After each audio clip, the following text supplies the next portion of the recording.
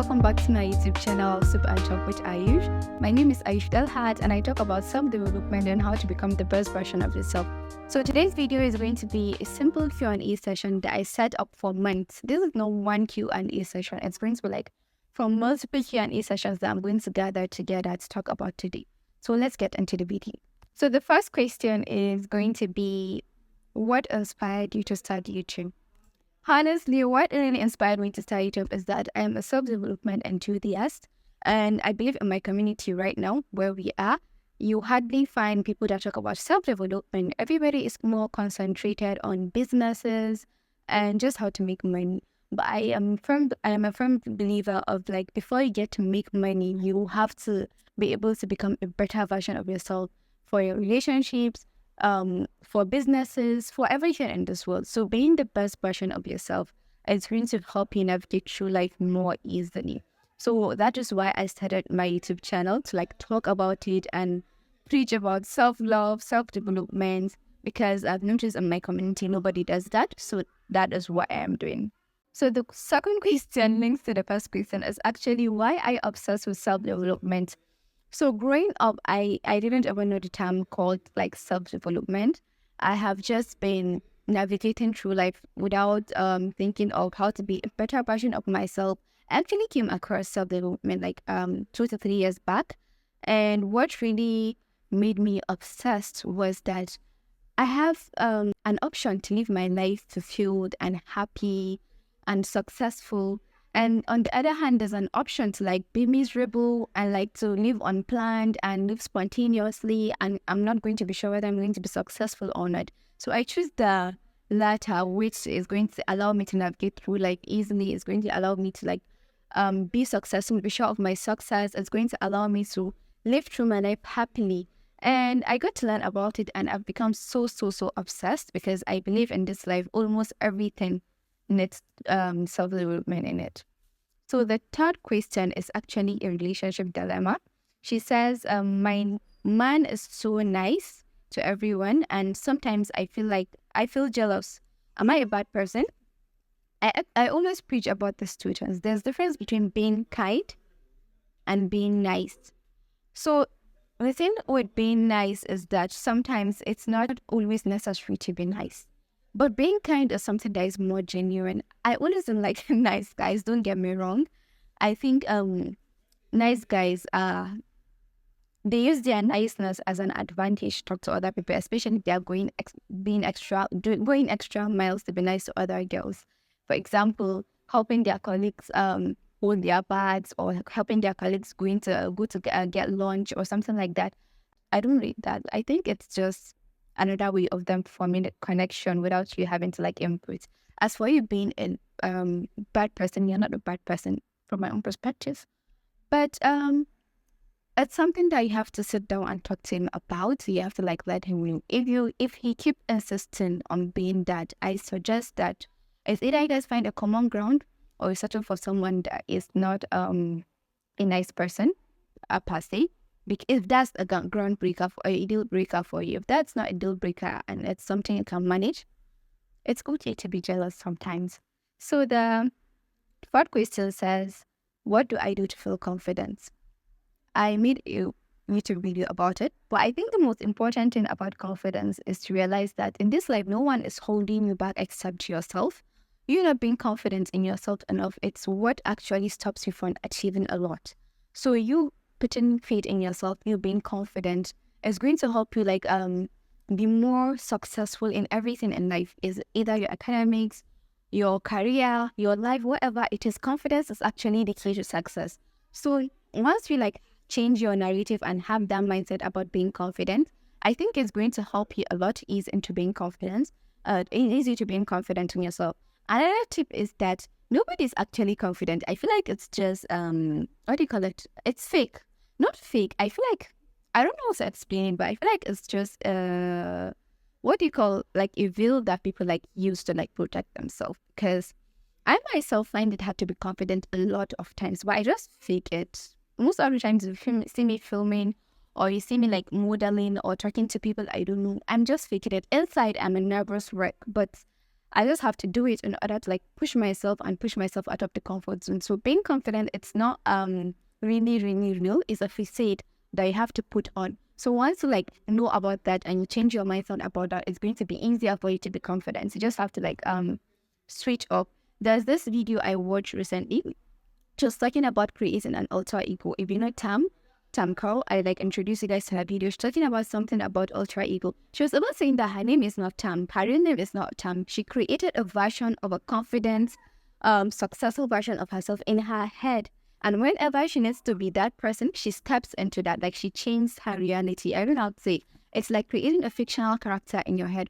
Whenever you need that, you just like switch and be that person. It can be your own boring Aisha, like at home and all. But when you go out, like me, whenever I go out, I switch to Aisha. That's the confidence and the like self, whatever you call it. So it's another tip to like being confident. So the fifth question is that I love myself, but sometimes I feel it's not enough.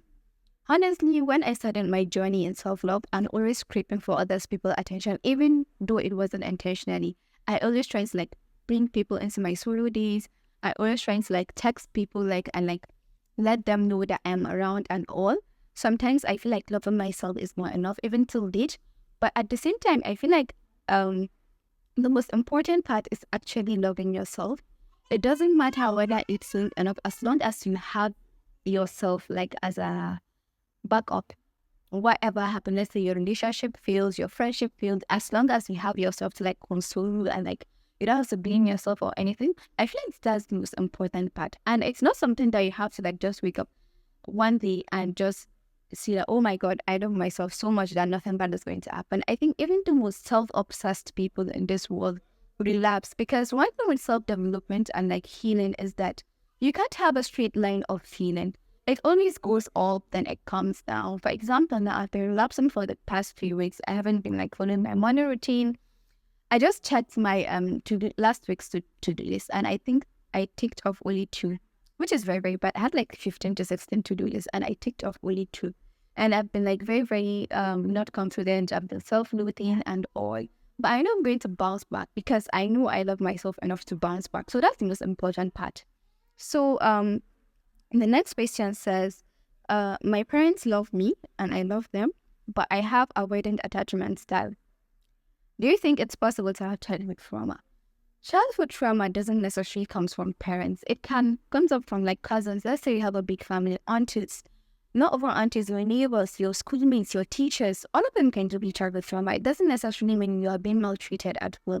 And another important part is that trauma doesn't happen because maybe let's say you're abused or something, even though it happens like that.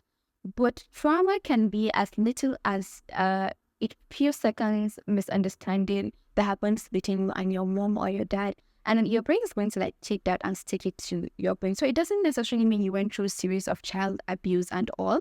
It can just be a deflecting moment in your childhood that your brain sends not to forget. And having avoidant attachment style, you can develop avoidant attachment style even in your late teen, even now, like in your 20s, even in like when you're growing up. Avoidant attachment style is not something that you have to develop with it since when you're a child. And I'm sure you've watched my video, maybe that's why you're asking this question. So I'll advise you make more research on it to like really know more about avoidant attachment so you know how to navigate about it. Next question says, I want a rich man. Do you think I'm being inconsiderate by not talking to below average men? I think that means like middle class men. Honestly, I am a firm believer of your standards as according to how you see your worth.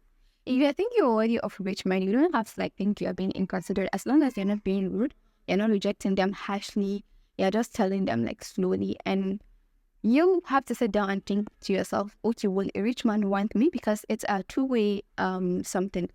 Yeah, you want a rich man. Will a rich man want you? You just can't sit and keep hoping to have a rich man when you're just like sitting down and doing nothing with your life. So wanting a rich man is nice, but you being a rich man's wife is something you have to work on. And if you think you're worth it, go for it. I'm a firm believer of like whatever you want is whatever you think you're worth. And if you think you're not worth middle class people, don't settle for less. If not, you're going to regret it. So the next question says, this is a guy. My girlfriend is always complaining about everything. What should I do? I personally think it's a red flag. To you, it might not seem like a red flag, but I value being contented in life. Whatever it is, whatever situation you are in, you are supposed to be contented with that. Because honestly, complaining, it's kind of a victim mentality. We don't do that here. Because before you get into a relationship, I always advise you to become a better version of yourself and make sure the person you're getting into a relationship is a mentally stable person. But at the same time, if that's not a deal breaker, if it's something you can manage, you're free to like manage. But the important part is to have to communicate with her and let her know that you don't like it when she always complain. Let her know that being contented is something she should practice more often, and being grateful, because it's really, really important. Apart from being in a relationship, even in life, whenever you are contented, whenever you are grateful, good things always come afterwards that. So I think it's just a life lesson that she needs to like adopt.